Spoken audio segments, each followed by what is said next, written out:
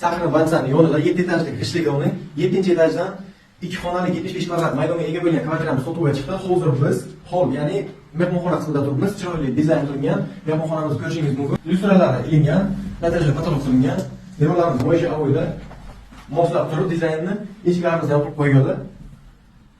Xo'p, bu tomonimizda esa ikkinchi xonamiz ko'rishingiz mumkin. Mo'ysha avoylar qilingan. Xo'p, qandillar ilingan, pardalar osilgan. Bemalol kirib yashashga tayyor sharoit qilib qo'yganlar akamiz.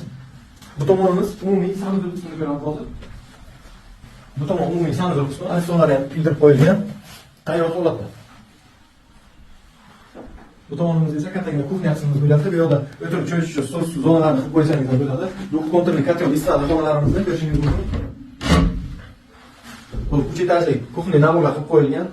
Qisqasi tayyor holatda kvartiramiz. Kimga qiziq bo'lsa, pastga qanday murojaat qilib bog'lanib baraka qilishingiz mumkin. Bu videoni uy olmoqchi bo'lgan tanishlaringizga yuborib qo'ying. Like va podpiska esdan chiqmasin.